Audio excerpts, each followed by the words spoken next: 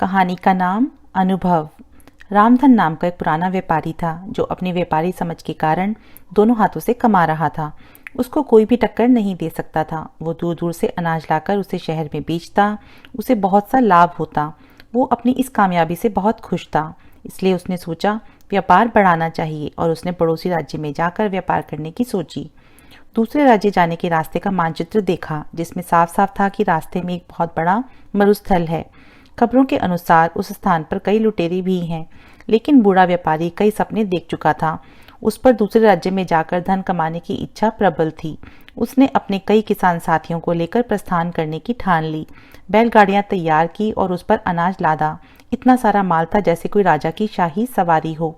बूढ़े रामधन की टोली में कई लोग थे, जिसमें जवान युवक भी थे और वृद्ध अनुभवी लोग भी, जो बरसों से रामधन के साथ काम कर रहे थे। नवनीत जवानों के अनुसार अगर इस टोली का नेतृत्व कोई नवयुवक करता तो अच्छा होता, क्योंकि यह वृद्ध रामधन तो धीरे धीरे जाएगा और पता नहीं उस मरुस्थल में क्या क्या देखना पड़ेगा। तब कुछ नौजवानों ने मिलकर अपनी अलग टोली बना ली और स्वयं का माल ले जाकर दूसरे राज्य में जाकर व्यापार करने की ठानी। रामधन को उसके चहेते लोगों ने इस बात की सूचना दी। तब रामधन ने कोई गंभीर प्रतिक्रिया नहीं दिखाई। उसने कहा, भाई, सबको अपना फैसला कर लेने का हक है। अगर वो मेरे इस काम को छोड़ अपना शुरू करना चाहते हैं तो मुझे कोई आपत्ति नहीं है, और भी जो उनके साथ जाना चाहता है जा सकता है। अब दो अलग व्यापारियों की टोली बन चुकी थी, जिसमें एक का नेतृत्व वृद्ध रामधन कर रहे थे और दूसरे का नेतृत्व नवयुवक गणपत कर रहे थे। दोनों की टोली में वृद्ध एवं नौजवान दोनों सवार थे। सफर शुरू हुआ। रामधन और गणपत अपनी अपनी टोली लेकर चल पड़े। थोड़ी दूर सब साथ साथ ही चले, लेकिन जवानों की टोली तेजी से आगे निकल पड़ी और रामधन और उसके साथी पीछे रह गए। रामधन की टोली के नौजवान इस धीमी गति से बिल्कुल खुश नहीं थे और बार बार रामधन को कोस रहे थे, कहते कि वो नौजवानों की टोली तो कब की नगर की सीमा लांघ चुकी होगी और कुछ ही दिनों में मरुस्थल भी पार कर लेगी और हम सभी इस बूढ़े के कारण भूखे मर जाएंगे। धीरे धीरे रामधन की टोली नगर की सीमा पार करके मरुस्थल के समीप पहुंच जाती है। तब रामधन सभी से कहते हैं, यह मरुस्थल बहुत लंबा है और इसमें दूर दूर तक पानी की एक बूंद भी नहीं मिलेगी, इसलिए जितना हो सके पानी भर लो। और सबसे अहम बात यह है कि यह मरुस्थल लुटेरे और डाकुओं से भरा हुआ है, इसलिए हमें यहाँ का सफर बिना रुके करना होगा। साथ ही हर समय चौकन्ना रहना होगा। उन्हें मरुस्थल के पहले तक बहुत से पानी के गड्ढे मिल जाते हैं, जिसमें वे बहुत सारा पानी संग्रह कर लेते हैं।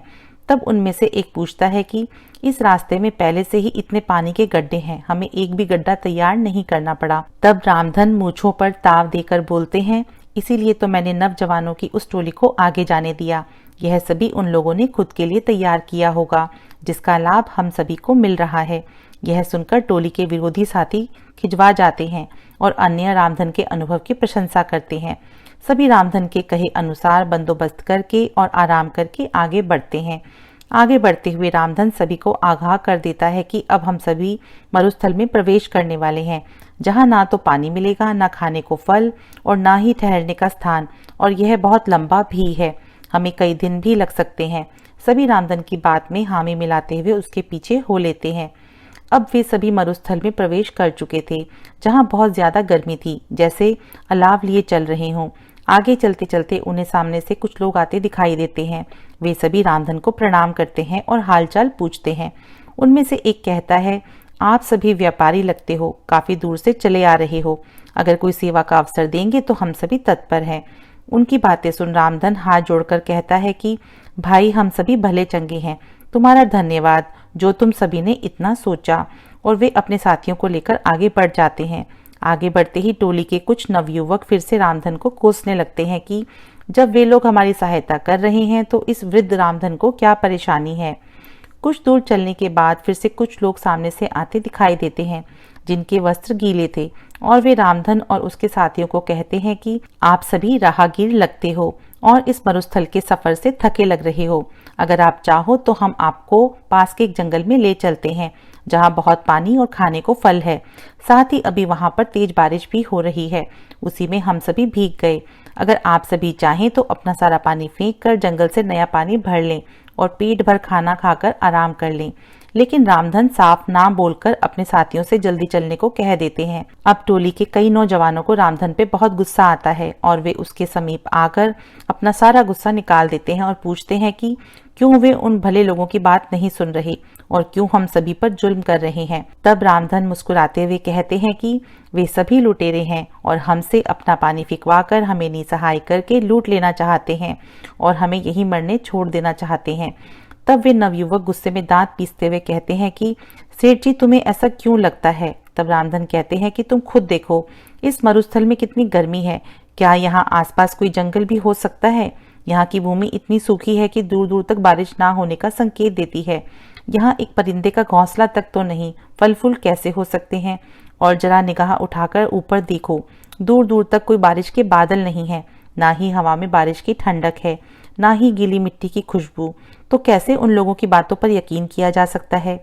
मेरी बात मानो, कुछ भी हो जाए अपना पानी मत फेंकना और ना ही कहीं भी रुकना।